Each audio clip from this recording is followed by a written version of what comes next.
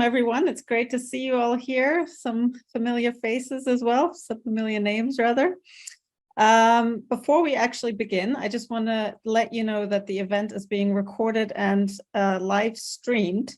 So if you'd rather not be in the recording, well, first of all, you could, of course, just leave your camera off if that's enough for you. But if you don't want to be in it at all, then you're welcome to just leave this meeting and click on the live screening link that I believe Lana will put in the chat any moment now. So it's going to be live streamed on YouTube.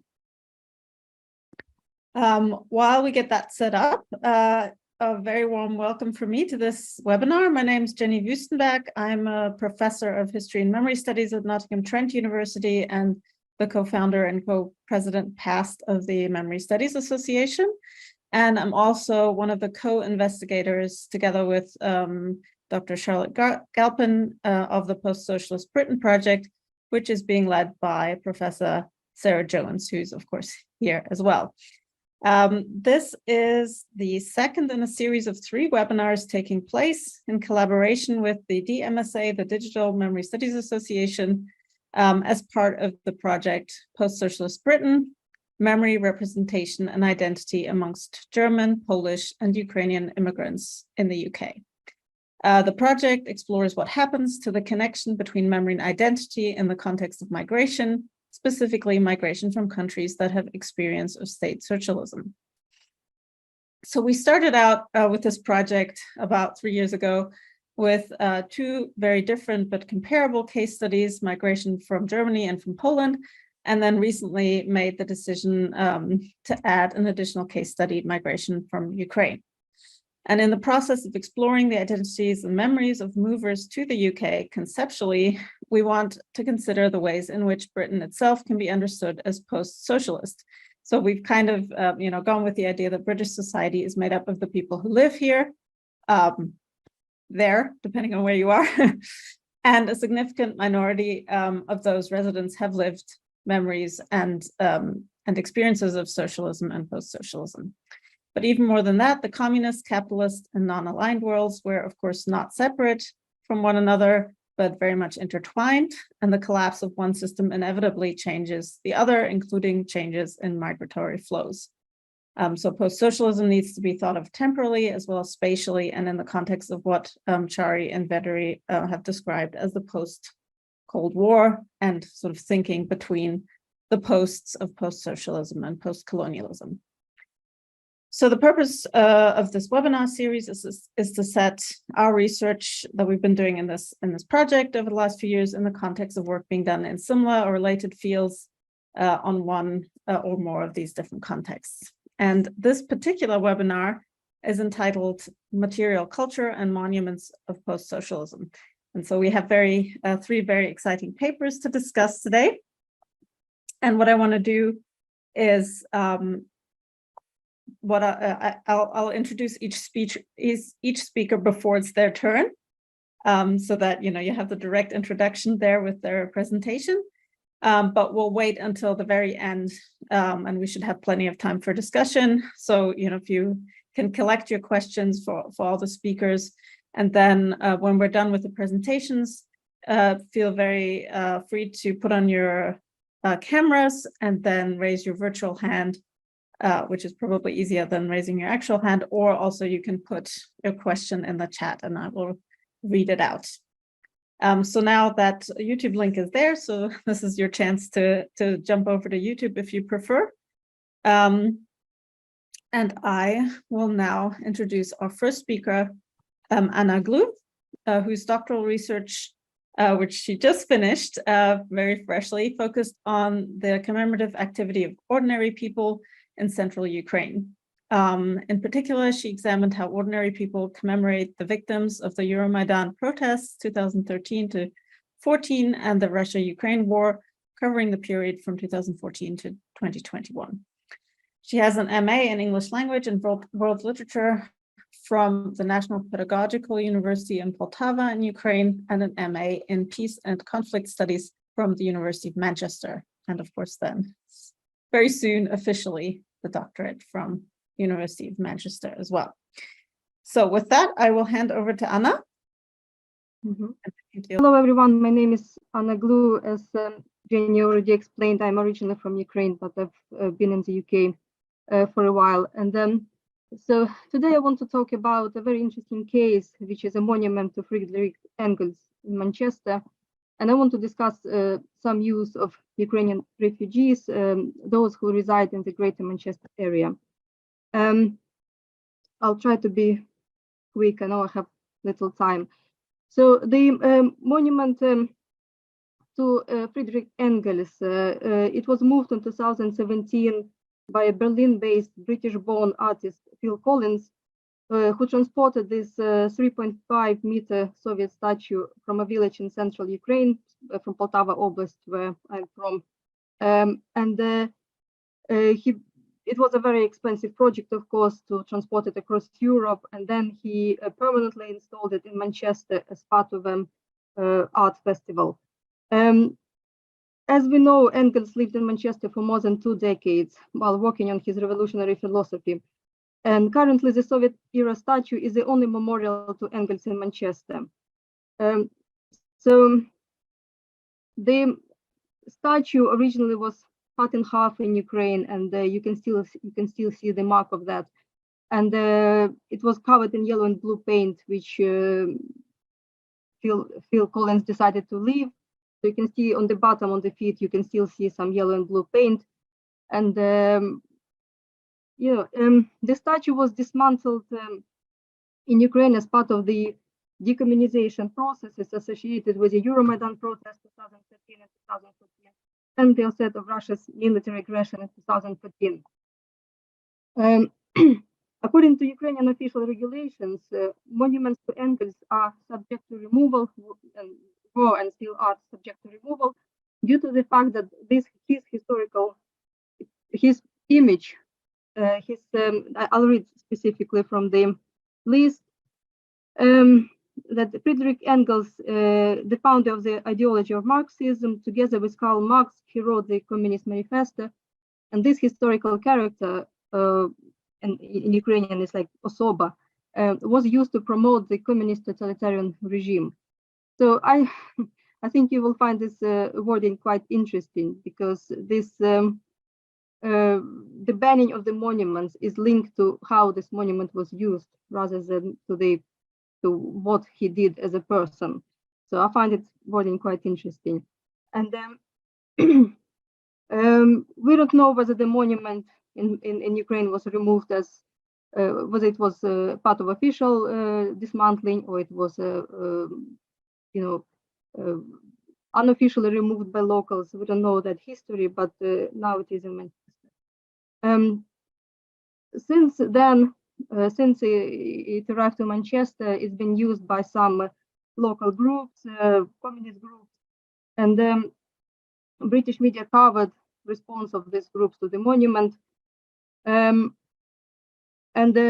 was some debate on the media, so some discussion on the media about this monument. And one piece was written by Kevin Bolton, who ultimately said that it's a shame that no one asked the city's Ukrainian community. And I will read one quote. He says, "Do I have a problem with the statue of Engels in Manchester? No. There is already a sculpture of his beard in Salford. He's an important figure in Manchester's history. But do I have a problem with a statue created specifically to promote Soviet propaganda being placed in Manchester, if as a result it romanticizes communism and totalitarianism?" So again, but just to emphasize, that was an opinion of a British person trying to say that, we should have asked Ukrainians. The Ukrainian community in Manchester is very big and strong, and it became particularly big after 1940s, when Britain accepted a large group of Ukrainian refugees, and they were especially placed in the northwestern part of Britain, of England. And since then, the Ukrainian community have been running a church, a local Sunday school, a local Ukrainian club, and they've been very active part of Manchester as a city. And of course, After February 22, this community multiplied due to the newly arrived refugees. After Russia's full-scale invasion of Ukraine in February 22, Home, which is the art center that's now in charge of the monument is standing next to an art center called Home. They said that they published a tweet saying, well, let's think about this monument, let's think about its future. And just that short sort of idea caused a lot of reaction on the media from different sides, really. It's too little time to cover everything. But there were some very strongly worded opinions published online about the idea, just to think about the future of this monument. For example, some strongly worded opinions such as Russophobia is clouding our judgment. Oh dear, time for another phony cultural boycott of Russia. I'm sure it's what the people of Ukraine would want. Well, the irony, of course, is nobody really asked local Ukrainians what they want. Shortly after that, Home published an explanation saying that they don't want to remove the monument, but they want to place it in context of the current war and to, just to add more sort of messages to the existing monument. And what they did is they put 2 LED panels, as you can see, and they the running text on these panels, they offer opinions of Ukrainian artists and Ukrainian activists, what they think about the war with Russia since February 22. And also there are some texts from Engels writings and some texts from Ukrainian anthropologists. So of course it added new narratives to the existing monuments. But even at this stage, still nobody asked the local Ukrainian community what they think about this monument. And I find it quite peculiar. This monument was brought from Ukraine. It is now part of Ukrainian historical memory. It's part of now Manchester historical memory. And, it definitely represents Ukraine in a certain way, and we can talk more about it. But I think it will be curious, at least curious, to see what Ukrainian local community thinks about it. That's why that was the point of my idea, what drove me really to do this presentation. I decided to do a short survey. I contacted the Ukrainian community who have a group on social media, on Telegram. And it's a very active group. They discuss projects, they organize rallies, and also, discuss practical things. But I asked them to do this short survey. I can honestly say not many responded, but I received 16 responses from Ukrainians residing in Greater Manchester. As you can see, they are from the age of 25 to 54, mostly women. Most of them arrived to this region after February 22. And the majority of them are refugees. About 2 people confirmed that they arrived within last 10 years, 10-15 years. 2 decided not to answer. So one of the questions was, do you think that the authors of the project should have consulted with the Ukrainian community before erecting the monument in Manchester?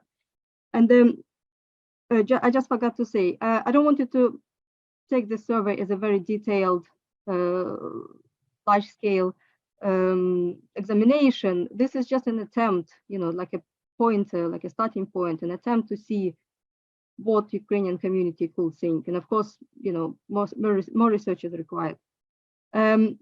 So to this question, what do you think? Do you think the authors of the project should have consulted with the Ukrainian community before erecting the monument in Manchester? So as you can see, the answers were varied. About 40% said yes, some said hard to say, no. So there is no clear picture really. Then then we move to the next question. Has your opinion about Engels and Marxism changed since you moved to Britain? Majority said no, 20% said hard to say. Then, do you agree that monuments to Engels had to be dismantled in Ukraine? And as you can see, it's quite an interesting answer. Majority, 86% said yes. And I'll just quickly go through them. Do you think it will be useful for the British community to learn about the experience of Ukraine during communism? And, you know, the majority, 93.3 said yes. And only someone said no. So here I want just to briefly, just to add, in the survey, I offered an opportunity to share their comments, so they could share what they think. And I looked, and people were quite active on offering comments, and they were varied. Of course, I tried to find common themes, try to see what the common themes running through their answers. Of course, focusing on those answers that were from refugees. Before I go to the three themes that I identified, I want to explain that it's interesting that people who lived here longer, those two people who lived here 10 plus years, who moved here a while ago, they were very vocal about this monument. They were strictly against it, but they were like actively challenging it and saying that you know, the council should have asked us, the Ukrainian community, and it's very different from how the refugees answered about it. And I think it shows how that the refugees, we need to remember, are vulnerable communities. They were welcomed by Britain, of course, but they are a vulnerable community. And there was a running strong theme when people said we need to be careful with what we say, with how we express our thoughts, with how we express our ideas about socialism and left ideas and so on. And here are some of the comments. Like some said, there is no need to impose anything. English people know everything very well. We are guests here. We don't need to tell them, meaning English people, what to do. I'm trying to express my position regarding left-wing movements more carefully as to not to offend anyone. And I think it's quite an understandable position for a vulnerable group here. Second theme that I want to discuss is how the Ukrainian community spoke about the future of the statue. What should be done with it? What should happen with it? So I'm just reading some of the sort of comments that describe this common theme. Statues to such people should be placed in a museum with explanations on how many victims their ideas created. It's better to have it on the display in the museum with the right description. I would love to see a genuine discussion between the Manchester Council, general public, and Ukrainian community on this question. So there are no really stronger calls to dismantle it. But I'm not sure if you agree, but the way I see it is that there are calls to talk about it and to add explanations to the monument and to, you know, start some sort of discussion, some sort of added details, some sort of description. And the third theme that I, identified in the comments, I hope it will click now. Sorry, I'll have to go back. I jumped through one. So the third theme is that, of course, because I asked, should the British community, would it be helpful for British community to know more about Ukrainian experience during communism? So I think there were some comments sort of from that question. And I'll just read them. English are not fully aware about Ukraine's negative experience with Russian propaganda. It is important for the British community to learn about possible consequences of different interpretations. The British have never lived under a totalitarian regime and therefore are naively idealistic about communism. Of course, these are opinions, but I think it will be good. I think they're all asking for a dialogue about discussion about what British know about communism and what Ukrainians think about communism. And last question, I think you'll just find it curious. I asked, what emotions and thoughts does the monument to Engels in Manchester evoke in you? And as you can see, here were some of the answers. Mixed thoughts, curious about history, negative, pain, fear, aggression, disgust, shame, hope and confidence. Everything passes, and this will pass as well. And to be honest, these short answers about emotions, they were more direct and more expressive than the comments about what should happen to this monument in the future. But clearly people have emotions, they have emotional response to this monument. And then that's all. Thank you very much. Thank you for listening, and I would love to answer your questions. Thank you very much. Thank you, Anna. That was really, really fascinating. Right, so if you can unshare your screen while I introduce our next speaker.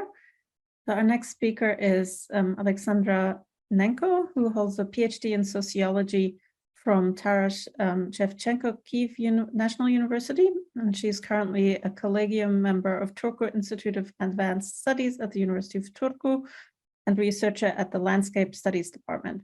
Alexandra is a member of the Finnish lab of the Horizon Project in situ place-based innovation of cultural and creative industries in non-urban areas, which will run until 2026. Alexandra is also a visiting researcher at the University of the Arts in Helsinki, and she's worked as an associate professor at the Institute of Design and Urban Studies at ITMO University in St. Petersburg until 2022. And there she led tracks in urban planning and urban management of the MA program and chaired the Quality of Urban Life Lab. She's authored many publications on the topics of urban culture, urban artistic initiatives and creative industries, subjective perception of urban space, and subjective quality of urban life, participatory and emotional mapping.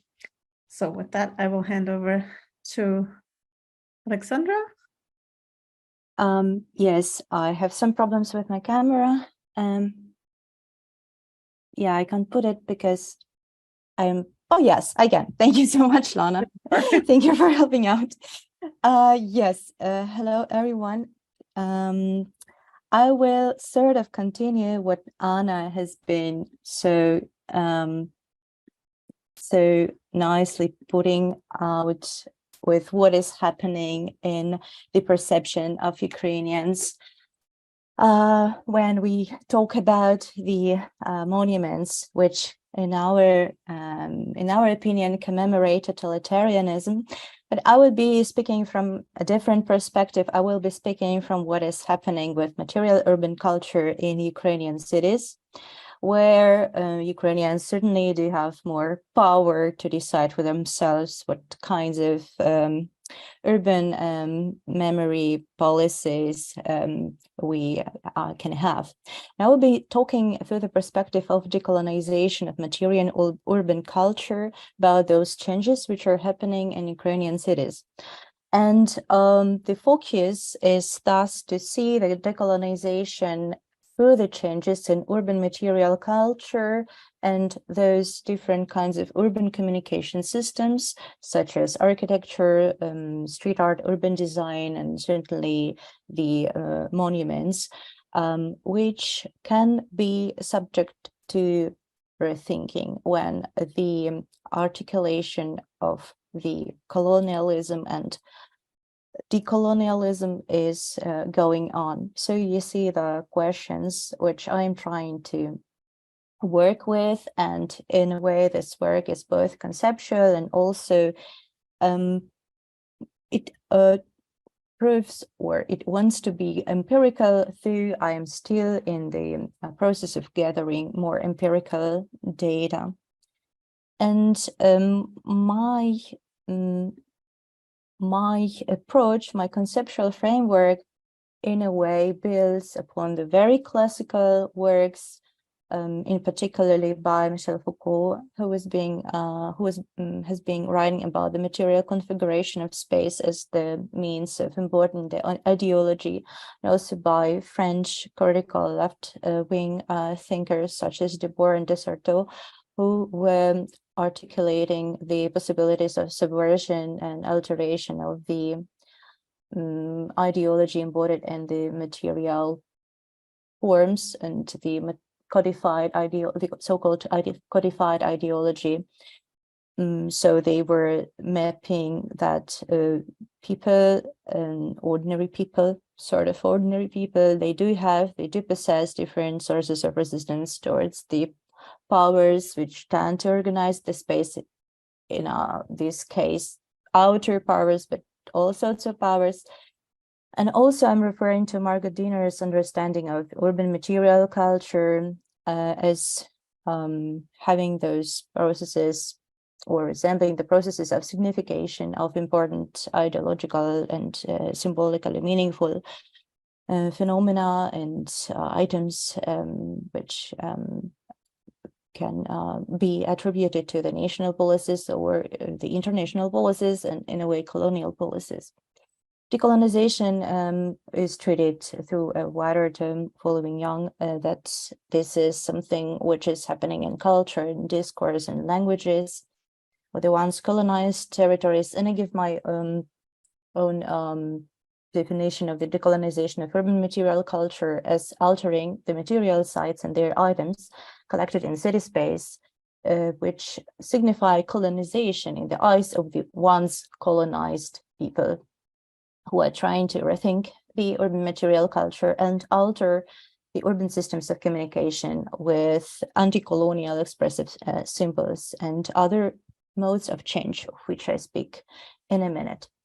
Decolonization in these terms and in terms of socio-semantic approach can be traced through different subversions of the material forms, which are iconic of the colonizer in the eyes of the resistance citizens. And as I said, those could be forms found in many kinds of urban communication systems, such as monuments, ornaments, artworks, namings of the spaces which bear the aura of sacredness, or beard that once, but in a specific circumstance, this aura of not touching the object is somehow torn, and once neglected because of the routinized knowledge, monuments or items of the urban environment are become seen as the manifestations of the colonizer, and there is an urge for subversion or altering them. And certainly this happens in particular situations, or I would say meta-level events such as full-scale invasion and occupation and war. So when there is a certain disruption in the routine knowledge and routine perception of the citizens, and when there is an urge to change, and there is material, I would say mental force to rethink the urban space, the subversion can actually take place as a performative act. So there is not only the change or the symbolic change or the material change, but also this is the act when citizens can really express their feelings and also be physical towards the material items which signify the colonizer.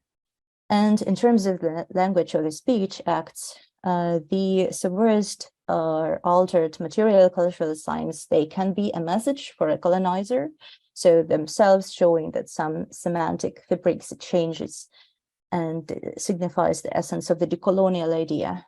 They can also be the mediators of the answer of the once colonized towards the colonizer, and this answer is certainly an answer with a gap in time, but it is still an answer in an interaction which becomes more equalized to this answer, and so the material form, the subversed or altered material form, becomes a mediator, and also it is an addressee, or actually even an avatar of the colonizer.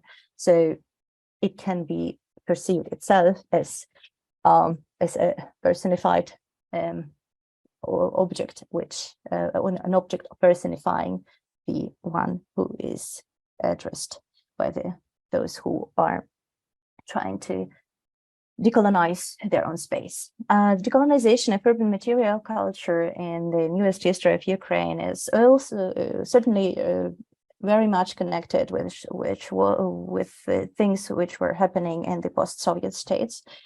It should be said that, well, because of the winning side, the Stalinist and Soviet ideology was sort of frozen in the post-Soviet cities, but in in many former Soviet states, such as the Baltic states, for example, the removal of the Soviet monuments and material items associated with the Soviet Union, it started much earlier than in Ukraine. In western parts of Ukraine, it started in 91, but let's say the wave of the removal of the monuments associated with the Soviet Union and the so-called desovietization in Ukraine, and for example, in some countries which were more sort of connected or under the influence of Russia, such as in Georgia, the decolonization is sort of coincides with the soft revolutions and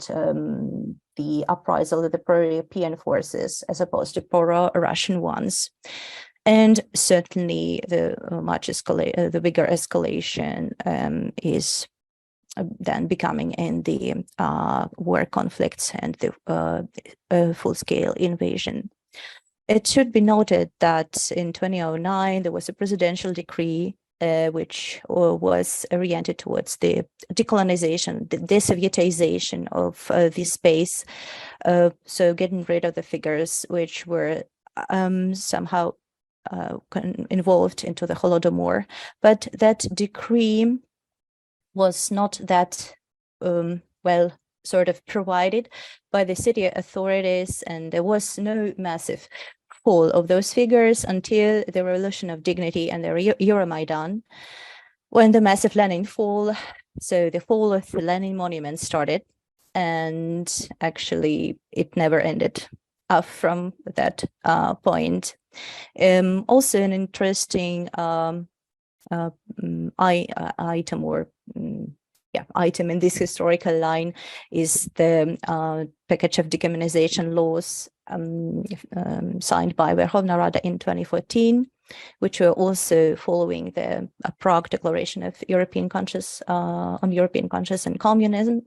And this was another sort of a legal framework. But again, I would say that the activist role in removal and decommunizing the urban space was sort of much more visible. And it was, again, proved by the period of this full-scale invasion of Russia in Ukraine, which provoked, again, a new wave of Lenin fall, but it also led to yet another decolonial take. Additionally to the decommunization, derussification started.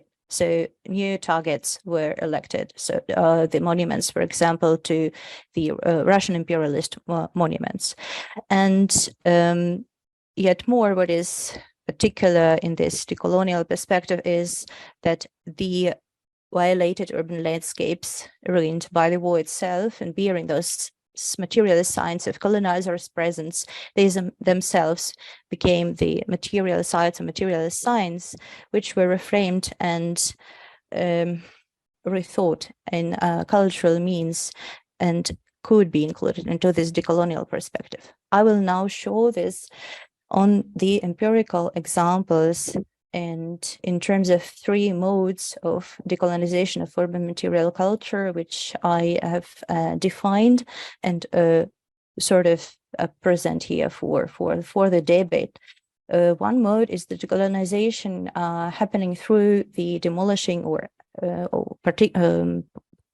clarifying, purifying, and emptying parts or whole sites which are associated with the colonizer, which results in lessening or zeroing the symbolic or mythological presence of the colonizer in the urban communication system, one of them. The Lenin fall, I guess, would be the most striking and bright examples, and also globally acknowledged as a phenomena. And as I said, the ruination or removal of these manifestations of the colonizers, they could happen as performative acts, as in here in the photographs, for example, you see the removal of bigger and more central statues of Lenin. They were performances in which people, citizens took action, took part. And in a way, this is not only the material change, but this is also the speech act and also the real action, showing the superiority over the colonizer. And so this is one of the modes which is certainly maybe the most widespread in the context of Ukrainian cities nowadays.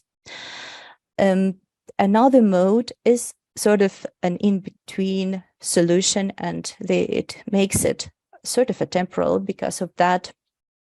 I name it juxtaposing of the material sign associated with the colonizer with additional symbols associated with independence and subjectivity of the colonized or the once colonized, let's call the resistance citizens like that. So here you see, for example, not the removal, but actually an act upon the materiality of the Lenin statue, but this is an action symbolically, certainly symbolical one, but which is sort of nationalizing a Lenin monument and completely changing its symbolical meaning, appropriating it.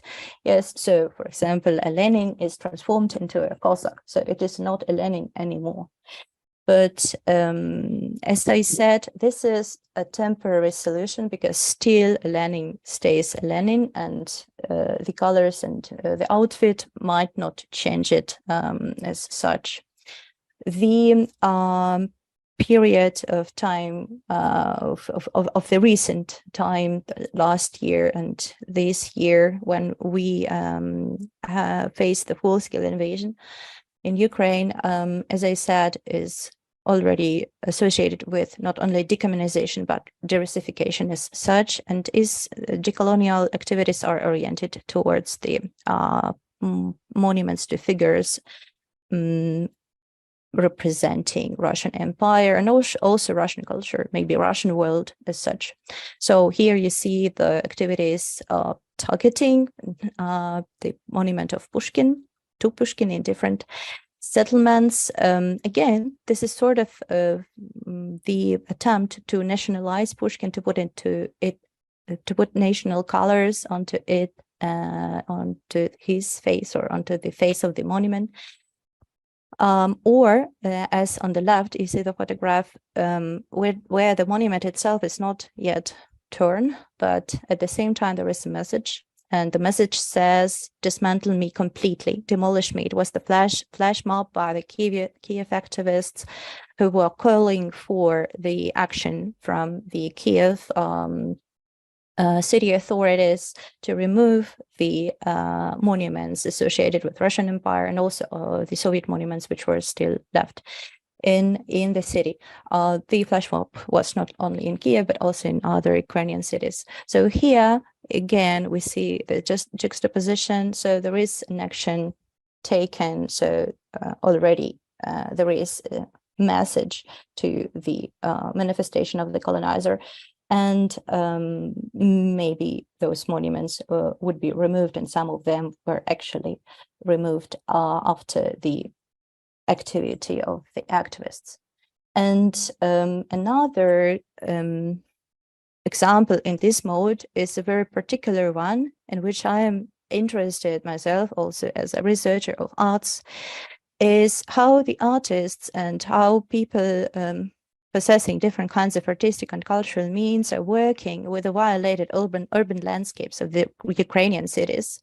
Certainly, these ruins or shallow windows or the traces of shallowing, they are in a way representing or telling that the colonizer was there, so that this will to conquer the city was there. But there is another take, yes, the colonial struggle by the artists, for example, by this street artists from Kharkiv, or many others who are painting their works or their messages directly on the background of the ruins and asking about these traces. Do we really need them, or are these traces something which ought to be here in this context?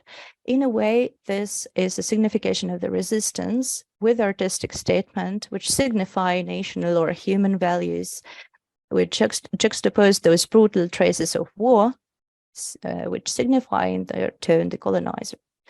And this is yet another example of the artistic statement, but not by the Ukrainian artist, but by Banksy, or one of the graffitis is attributed to Banksy, but it is not that obvious or proved that it is his. Yeah, so in a way, the street artworks, they appear in the ruined and damaged surfaces of the cities, and artists, they frame the deathly hollows in their artistic messages, saying that this is the colonization attempt, but with what can be called so fragile and at the same time so intensive and humanistic. This is opposed. And the last mode is about the intensification of the national decolonial symbolisms through the authentic cultural code.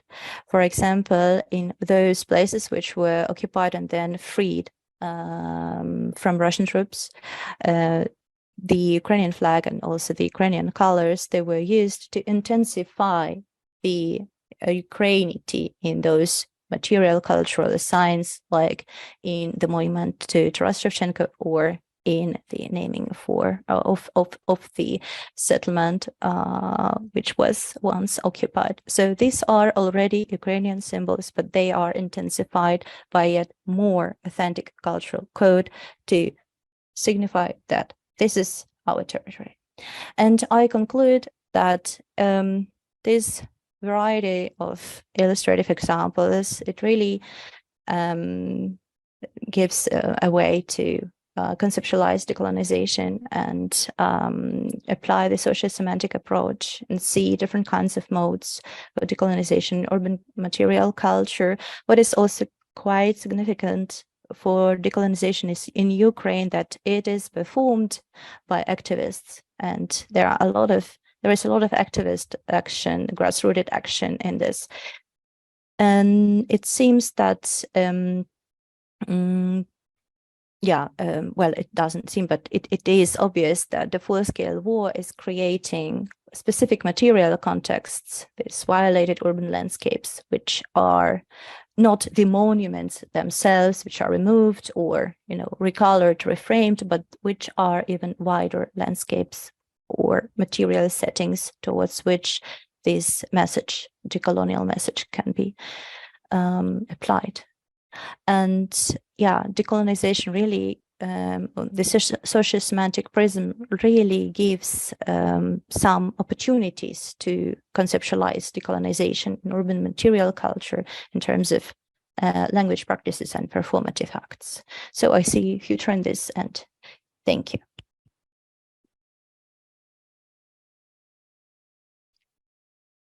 Thank you, Alexandra. That was really fascinating, and the categories are really, so interesting, and I think we'll have lots to discuss in terms of how they might be used on other cases as well.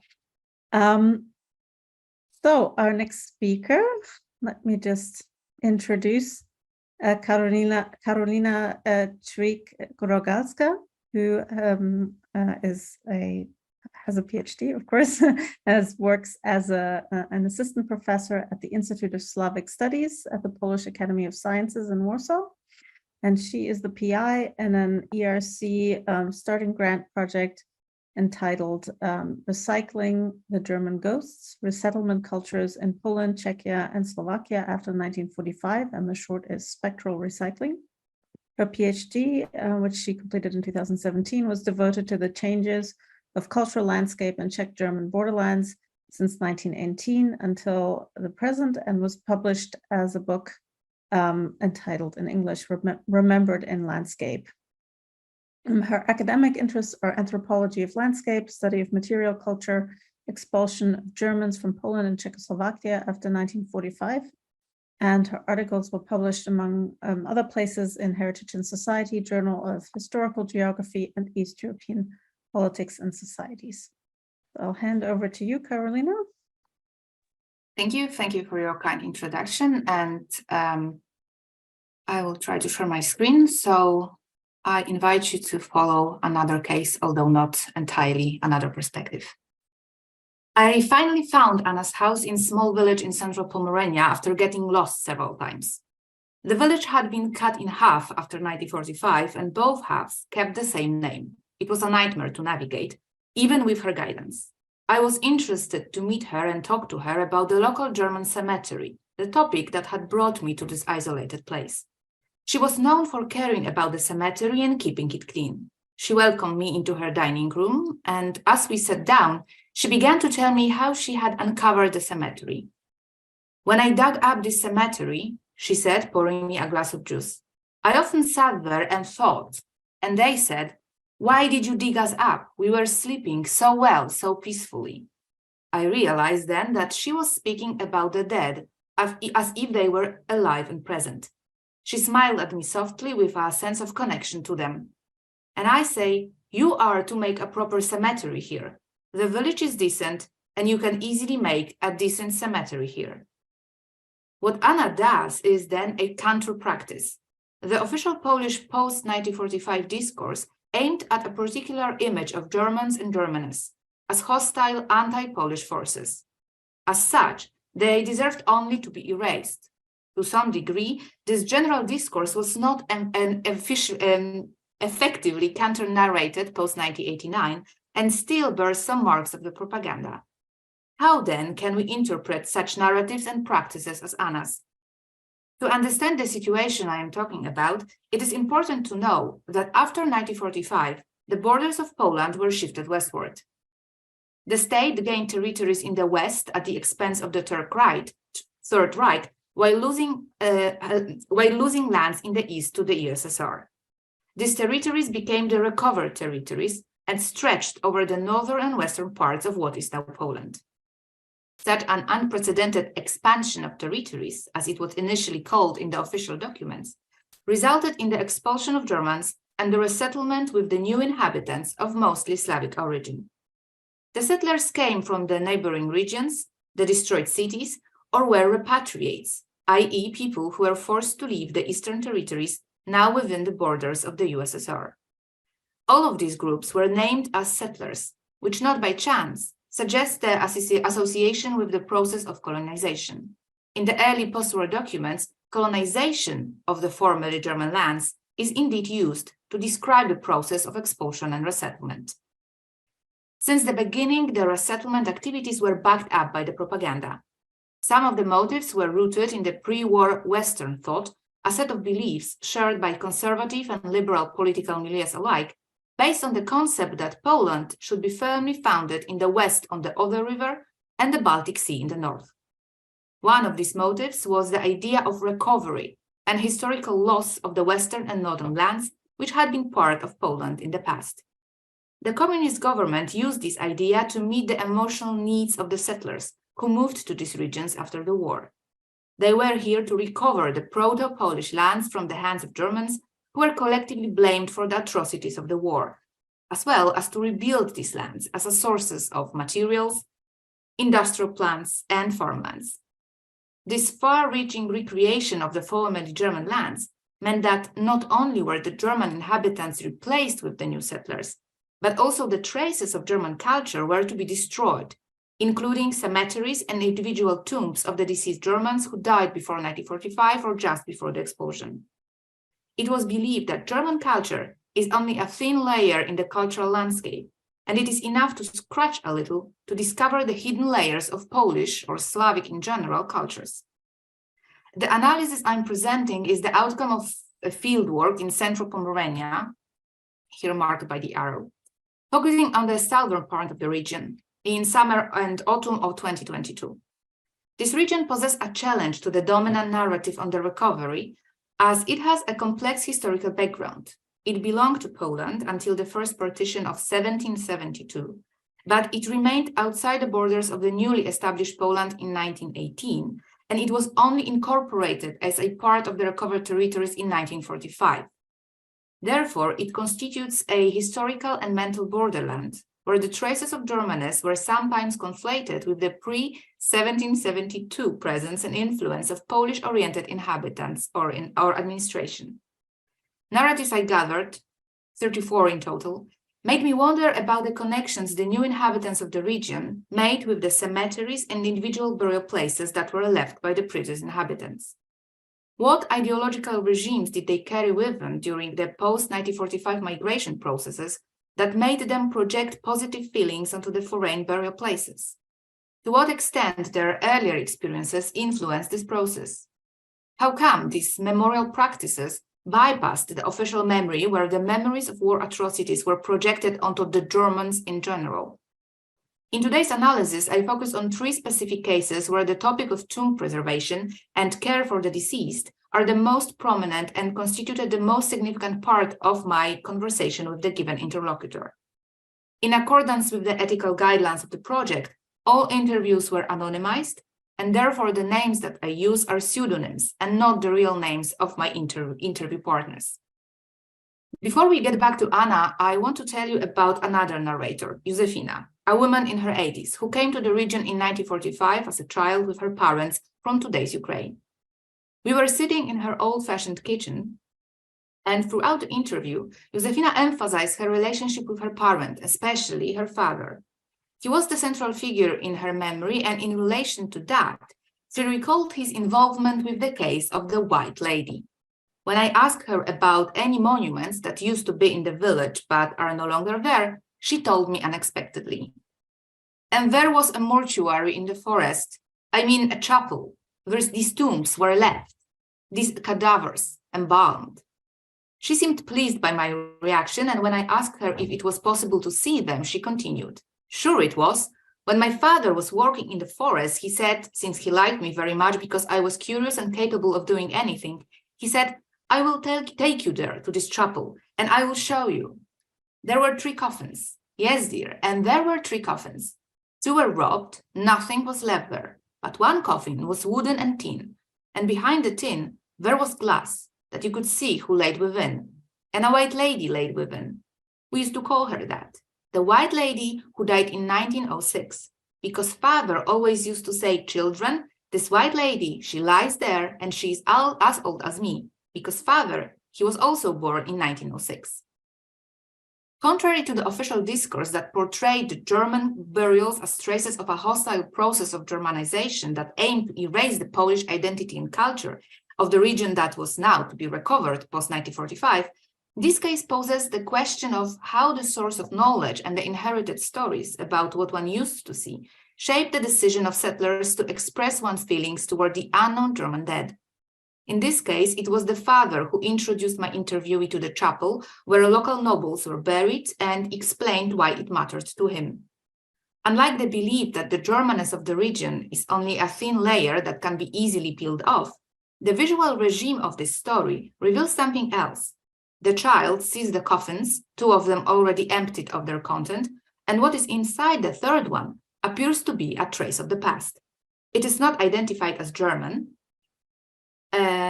Instead, She is a figure from the past, something unsettling by being different and deserving of care as such, and because of a particular similarity to her discoverer, Józefina's father. They would have been the same age.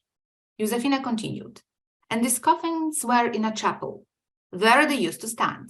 And people, what did people do? People used axes to destroy them. She had gold all over her.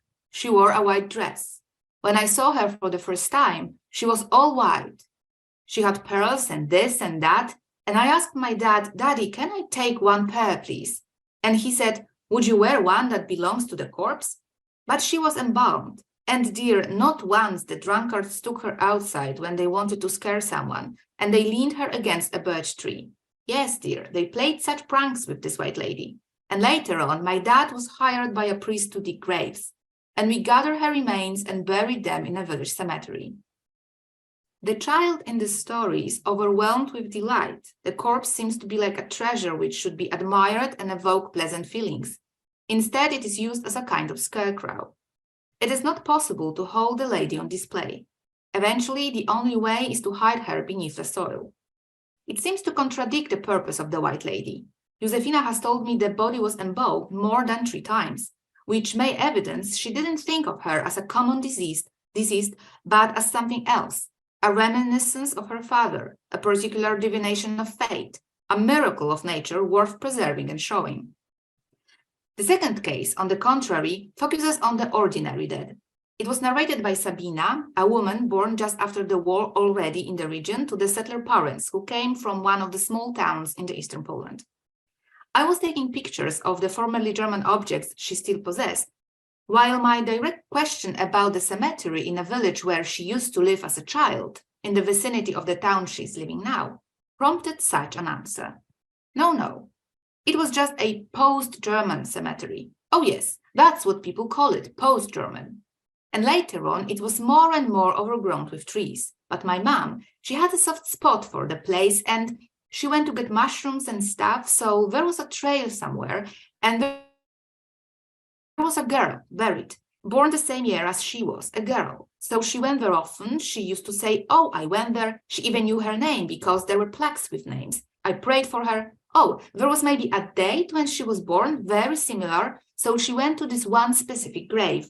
And no one from the village messed up the cemetery, took anything. It was only later these guys who thought there was money in it, these guys who make the tombstones, stonemasons. Sabina's narrative reveals several aspects of the case. The figure of a parent remains important, but unlike the first case, there is no direct transfer of knowledge, why the mother decided to take care about a particular dead. Sabina tries to reconstruct her mother's motives as she speaks, hence the pauses and hesitations. The contrast between the cemeteries that need no explanations, i.e. Polish settler cemeteries, and the other ones, i.e. post-German, is evident. Sabina implies that the cemetery was abandoned not only by using this common adjective post-German, but also by the way she depicts it. There is no trail to it, but a hidden one, and it requires some knowledge to navigate this space. Then a moment of recognition occurs. A girl with a name and a birthday similar to her mother's attracts attention of the latter. Sabina is not sure why her mother cared for this particular grave, but in her narrative, there are 2 recurring motives: her mother's frequent visits and prayers for the girl, and the villagers' respect for the cemetery. She acknowledges that the place was destroyed, but blames nature, as the forest overgrows the cemetery, and outsiders who use the tombs as building materials. Furthermore, the post-German cemetery had another meaning for Sabina. She remembered how she longed for a tomb to visit as a child, since her family had none in the newly resettled region. She envied her aunt who had a child buried in the village and who could visit the grave. So each year, on the All Saints, she went to the town to take care of the tomb, and we envied her that for us as children, it was, I don't know, these celebrations. So we also made some wreaths, some flowers, and decorated these formerly German tombs. It was our playground, but we didn't desecrate it. The cemetery becomes a makeshift place of remembrance. It served the purpose somewhat by chance and mostly for children who crave such a place, lured by the festive atmosphere around the graves. The third case also illustrates this desire for a family cemetery. This case is narrated by Anna, whom I mentioned in the introduction. She was born to parents who were settlers, but not in the region where she currently resides. Before 1945, they lived in one of the larger towns in eastern Poland, and after the war, they moved to various places in the recovered territories due to her father's occupational duties. Anna spent her adulthood in the town, but for the past 20 years, she had been living in the village where she maintains the formerly German cemetery. She was referred to me by another interviewee, so the topic of our conversation was clear from the outset. Towards the end of our first meeting, she remarked, "But I get along with all of them there. I had a chat with kids, and they say, hey, we didn't live long enough to tell you anything. But there is a 75-year-old Ernst who often gives me tips. And when I talk to him, I figure out things in my own head. And this cemetery is amazing because of the vibe it gives. And it's like paradise, even though it's a graveyard." In this instance, the transfer of knowledge is reversed. It is Anna who informs the returning Germans about the location of the cemetery as well as who is buried where. She narrated her first meeting with a German whose family is buried in the cemetery she tends to. He was unaware of the location of the cemetery, for he came, I do not remember which year, but he came here. And the situation was that when this cemetery was unearthed in such a massive chaos, our forester calls me and says, "Your German has arrived." And I ran there. And there he stood, this Johann, surrounded by his relatives. And we both were speechless. He was swayed by all the enormous emotions, and so was I. When asked directly why she is interested in the cemetery, she explained, "Perhaps I cannot fathom why I tend to the cemetery. Could it be that the Germans spared me the expense of the burials, for they burned my kin in Auschwitz?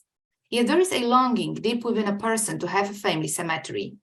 And what does it matter? Are they German or are they Polish? A cemetery is a cemetery, is it not? People are always people." Seeing the commonality of human fate is enough to reject the thinking imposed by propaganda, but that's not all. All of the interviews reveal this factor, highlighting that cemeteries are a location of fulfilling the essential need to obtain posthumous care in a suitable manner and rest in peace.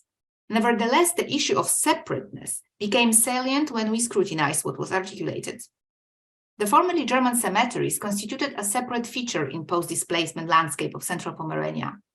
This feeling of being separate was stressed by Josefina when she gave me directions how to find a new place where they buried the White Lady. She finished the description by saying, "And the rest, it's our cemetery." Similarly, when Anna was trying to explain how other inhabitants feel about her taking care of cemetery, she replied with a story.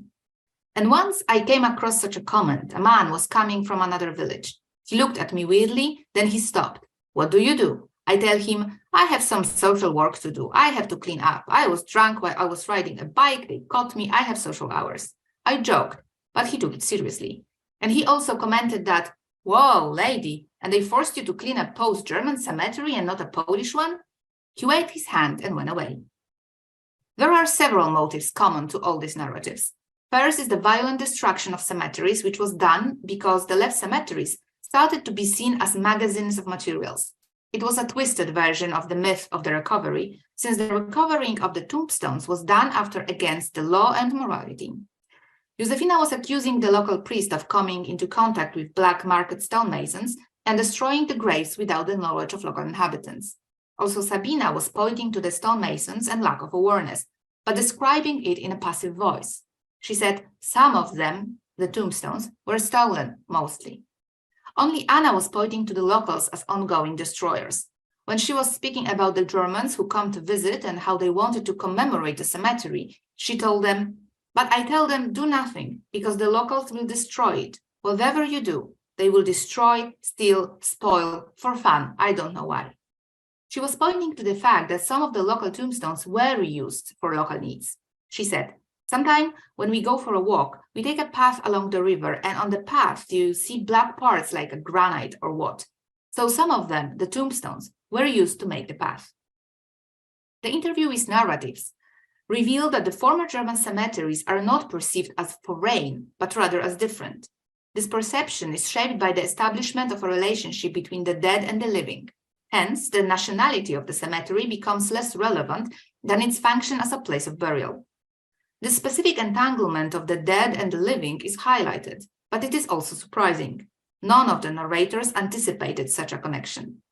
A closer analysis of the motives behind the interviewees and their acquaintances' care for the tombs suggests that they were driven by a sense of affinity with the dead, such as the same year of birth, and by a desire to do justice to the deceased as remnants of the local history. In doing so, they often adopted them as their own family cemetery. The absence of direct contact and relationship with the deceased enabled them to be reinterpreted. The focus was not necessarily on the buried Germans, but rather on how they reflected the alternative lives of the Poles who tended to them and speculated about what could have been. Thus, they decided to make these burial sites decent cemeteries, as Anna explained to me on that sunny afternoon. Thank you. Thank you, Carolina. That was really interesting, and may I just say, beautiful slides. Right, we have about 20 minutes now for discussion, so please feel free to turn on your camera if you like, so we can all be in the room together, as it were, and put up your hand if you would like to say something, or you can post something in the chat.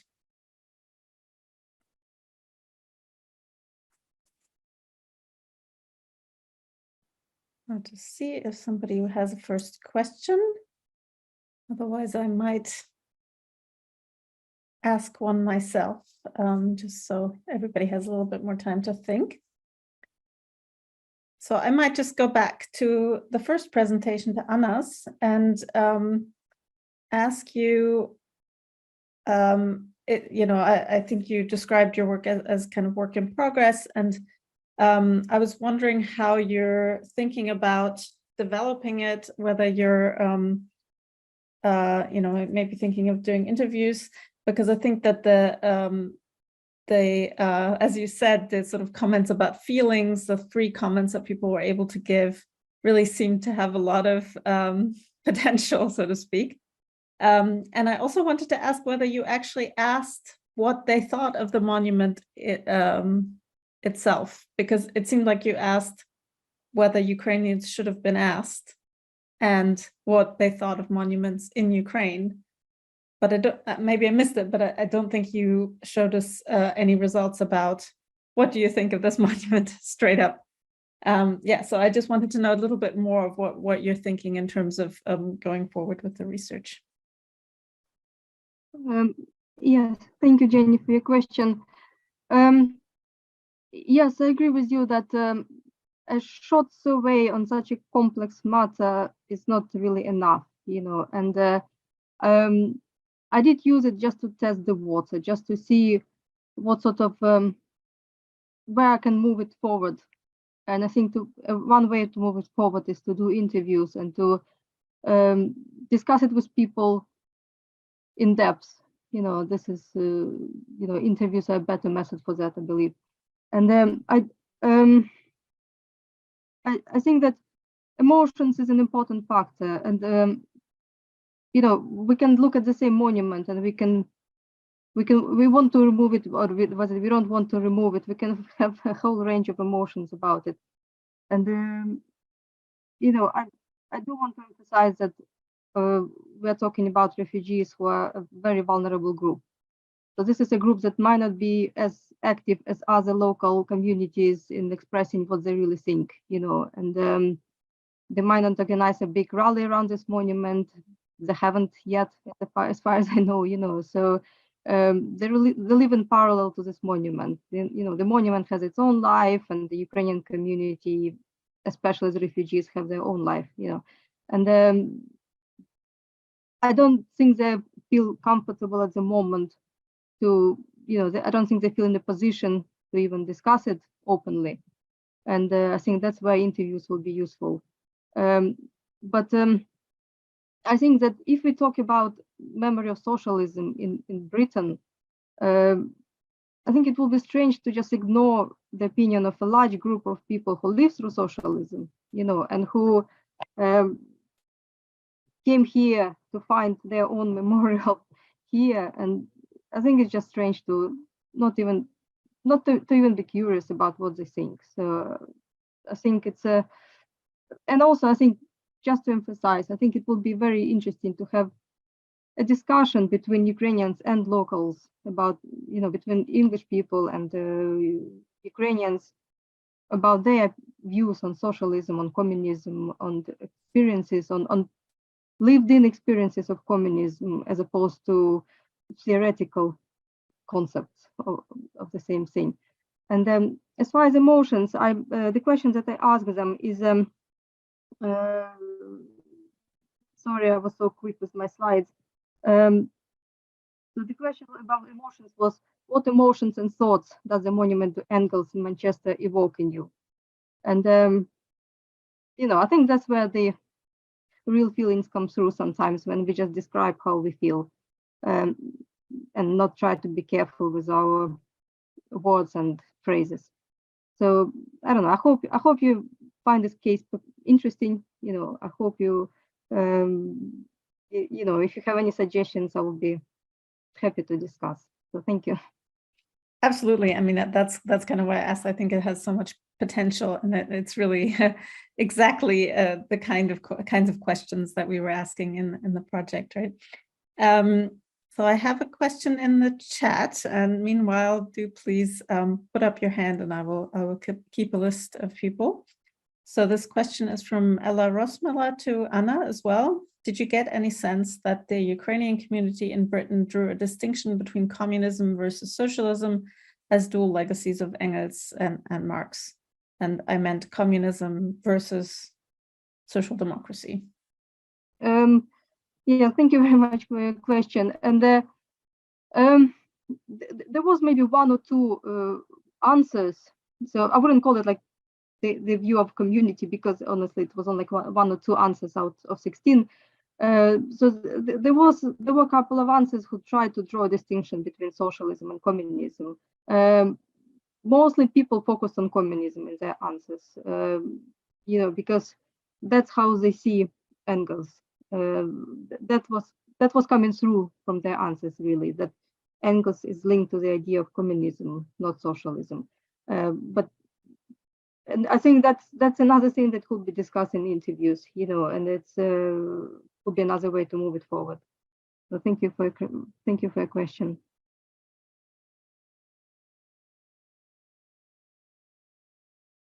Any more questions? Yeah, Carolina? Yeah, so I would like to ask Anna and Alexandra alike, because to what extent it matters that it is precisely Engels? So, this second guy always in the background behind Marx. So this is a question for Anna and for Alexandra. Did you maybe come up across any other Engels monuments that were, let's say, recreated within these various actions that you showed us? Or is this Engels monument something particular because it was, let's say, resettled to the UK? I only know about this one. I haven't heard about any similar cases in Britain, whether with Engels or anyone else, really.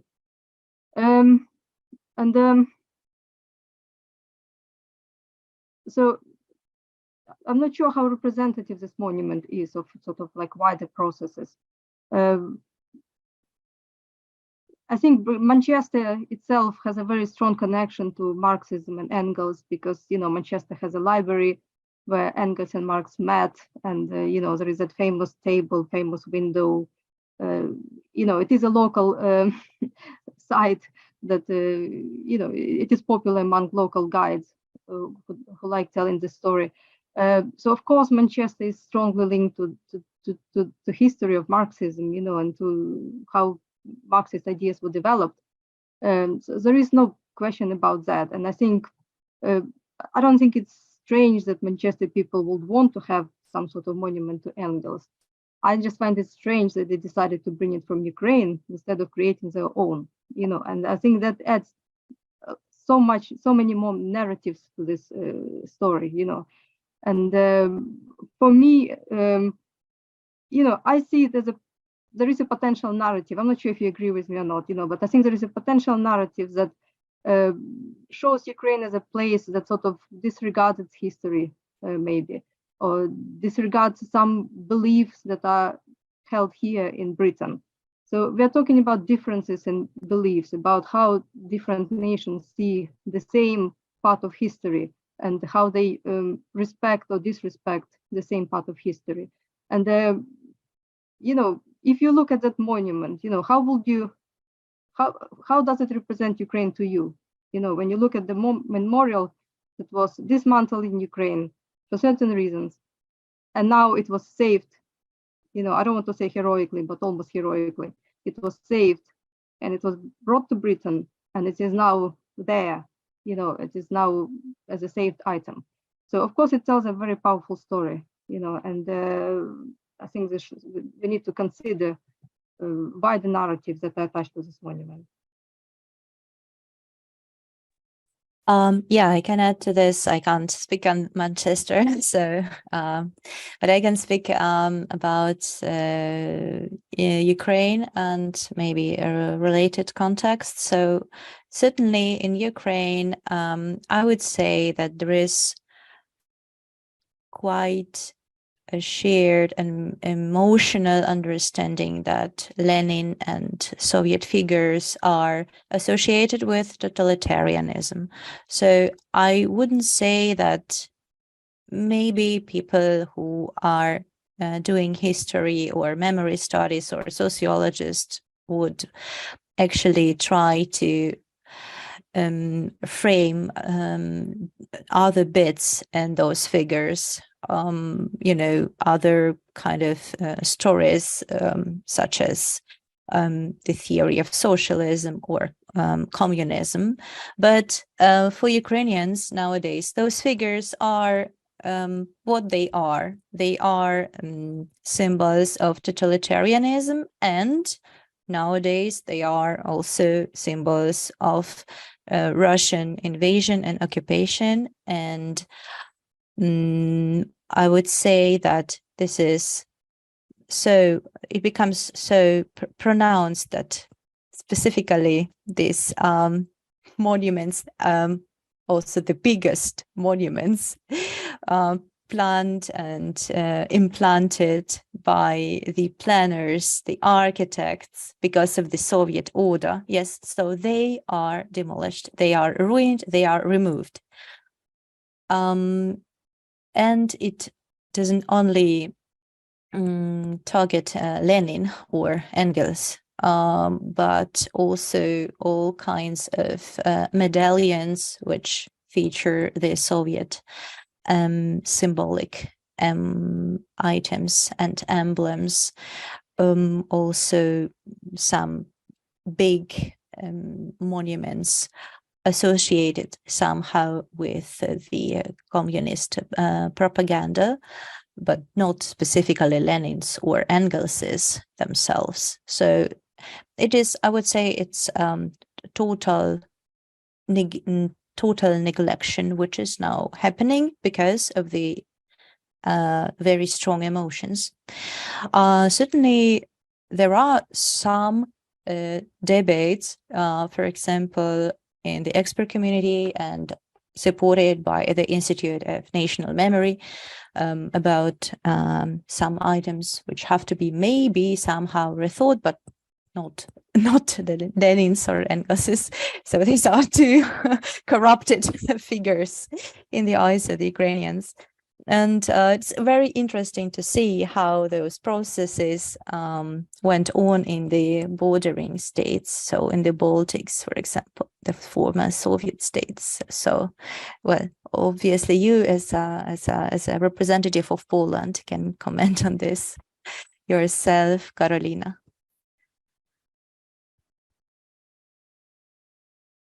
I don't know if I have anything to add about Marx and Engels, because there were no monuments of them since 1989.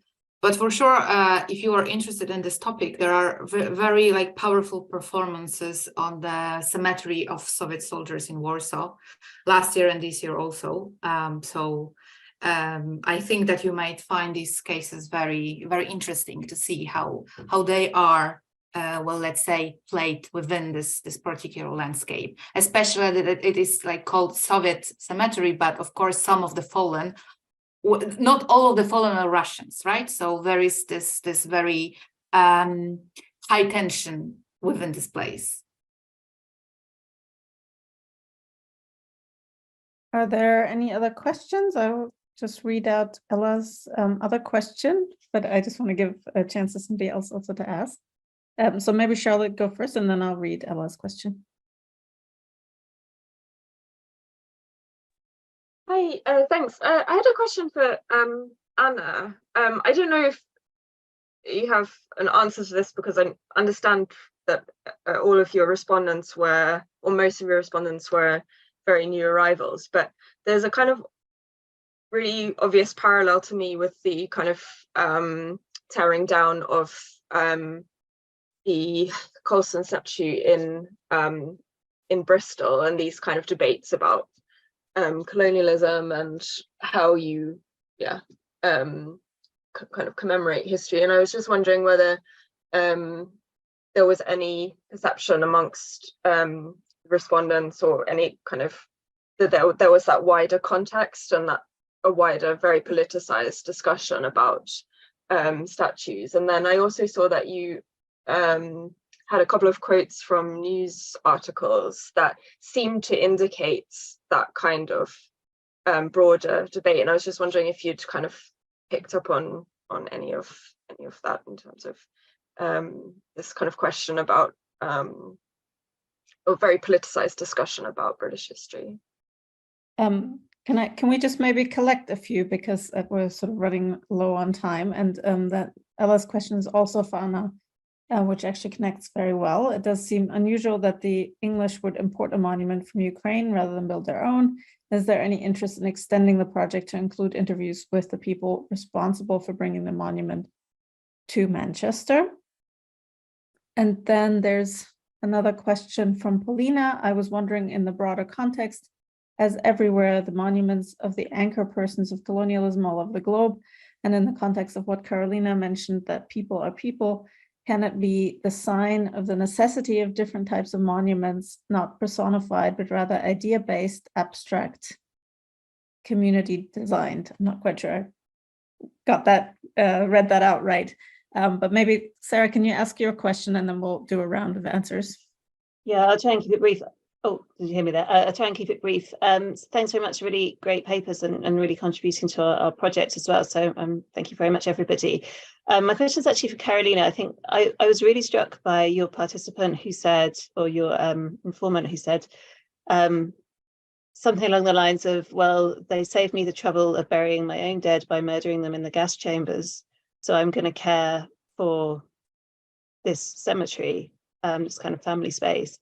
And it really struck me because it's kind of an unusual kind of cross-ethnic or inter-community process of care, which kind of stands in contrast to the kind of usual kind of idea of monuments potentially creating division and animosity.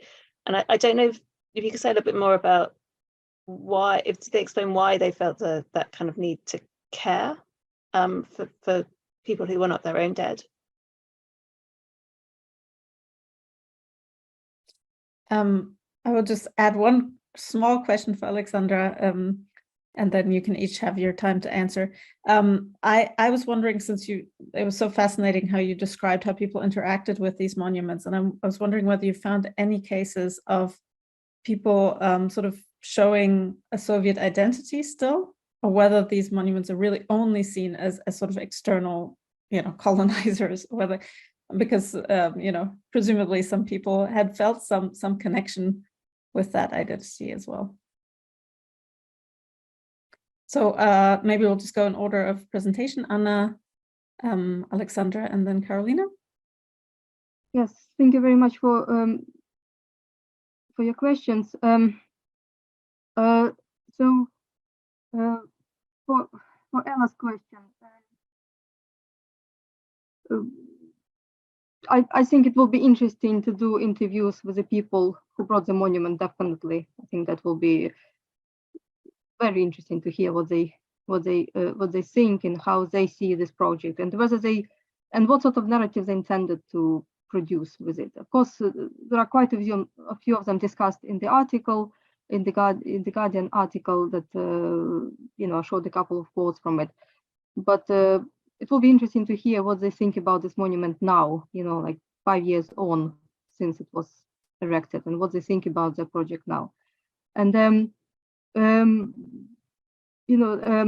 to answer Charlotte's question about the politicized nature of these removals, and how we see monuments and how people see monuments, from those answers that I saw from Ukrainian refugees, I didn't see any discussions about why the debates about removing monuments in Britain specifically. I don't think they didn't really discuss it, but they discussed two important points. They did emphasize the politicization of this, of how we see history, because there were quite a few answers focusing on how we shall see Engels in view of the current war, especially since February 22.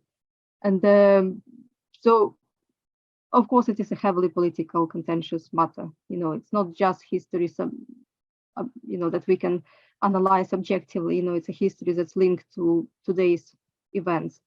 And another thing that I want to mention is that there were quite a few comments saying that, a nation that forgets its history has no future, or something similar, that we need to know our histories and we need to learn our history. And that apply to both British nation and Ukrainians. So, it's not as simple as let's remove one item or let's dismantle one item. From what I read, I think Ukrainians are looking at wider issues, like that we need to remember our history and we need to be careful with it. I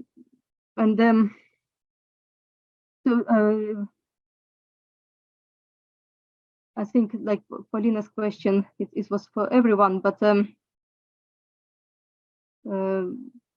about I can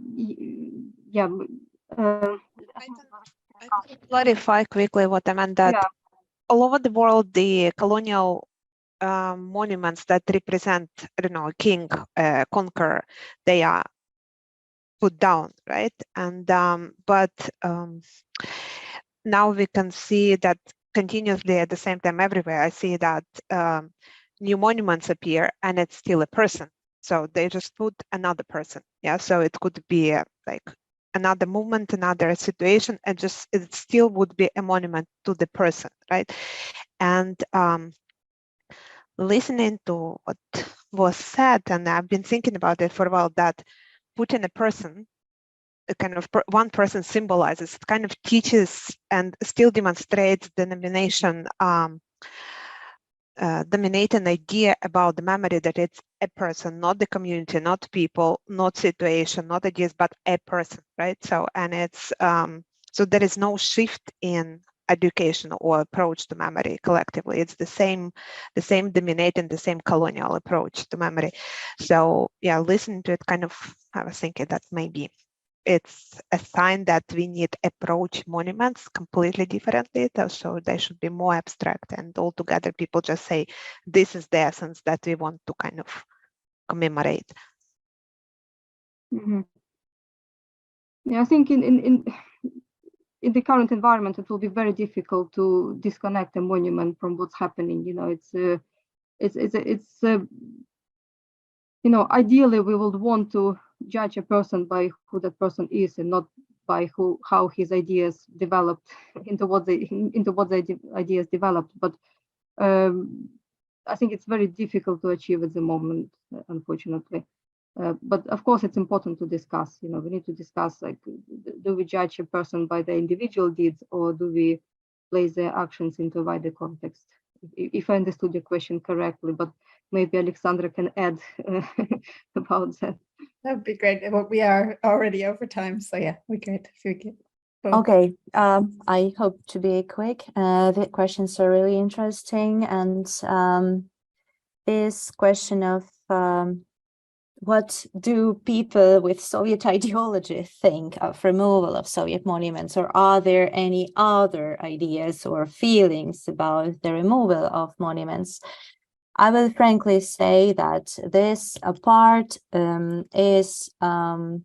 would need more investigation, because I was looking at the public discourse, and in the public discourse, certainly there is no place now for opposing this removal.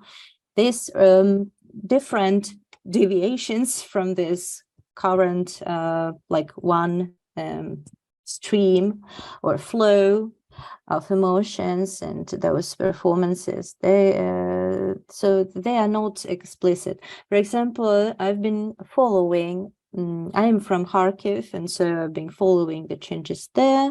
And in the Telegram channel, where people are discussing different kinds of news, and also one of the news was other city authorities taken down the symbol, this Soviet symbol, which is display on a building, high building in the city center. And somebody said, why the city authorities do not take any action? Are they against taking this down? This very day, or maybe the next day, the symbol was removed. So this is the power of the current understanding of removal of those monuments as not, I would say, as a historical, how to say, not maybe a critical reflection on the specific ideas and items of socialist theory, of Marxist capital, but it is another symbol of threat of war, of destruction, of renation. So there is no much talk about that. But I should say that I myself, when the Lenin monument in Kharkiv was removed, I felt sort of an empty space, or an empty in myself, when I looked at the square, the central square in Kharkiv, where this monument was, and then it was not there anymore. I did not participate in, this performance of ruining down the Lenin, and I thought that I lacked something. I was used to this landscape with this figure, which for me was a routine figure. It was not part of the Soviet ideology, but was a routine knowledge, routine vision, and so I lacked something. And I think that it is, in a way, important for us Ukrainians to find some ways when the dismantling of the monument is going on, then there something has to appear. And for several years, nothing has appeared on the pedestal of Lenin in Kharkiv. So it was sort of a weak action, I would say, from not only from the authorities' point of view, but also from the point of view of the civil society. I would say that we had to appropriate this place for a Ukrainian symbol as such. And yeah, so there are different feelings. Certainly, I mean, it is important to understand that while the war is going on, the feelings would be quite one-dimensional. But when the war hopefully is over, then we might think of some nuances. And I also like the idea by Polina about those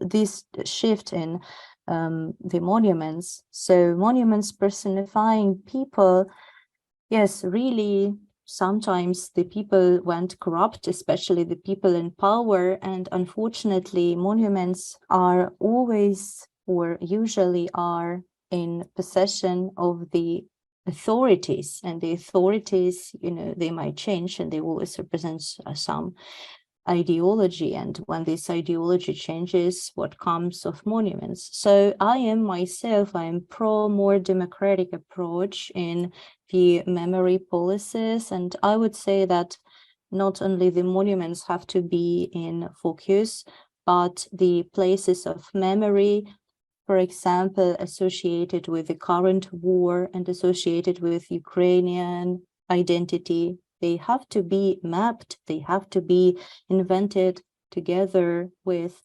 people who share their stories and narratives. I think that Carolina's presentation in here was so brilliant and delicate at the same time, showing those little stories, intimate stories happening, and not these big figures commemorating, but very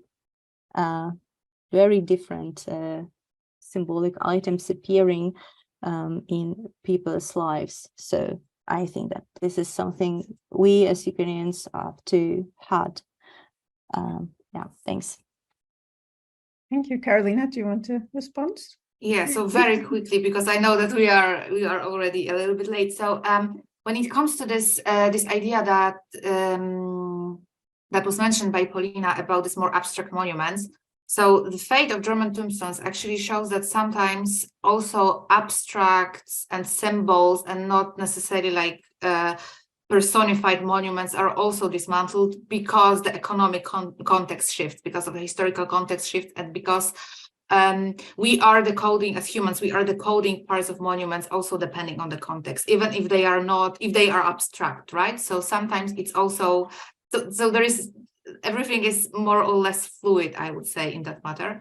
And to address Sarah's question, thank you for that, because I really also think about this particular clash that there is in one of these stories. And I think that this is about the choice that she chooses to tend about the cemetery, about her wanting to have a family cemetery, and because of the ability of this place to be available to put there any meanings that she wants to put there, right? Because what I was also seeing during the participant observation is that she incorporates also various modes of commemoration to the cemetery. So some Catholic ones, so Jewish ones, because she puts like little pebbles on the tombstones.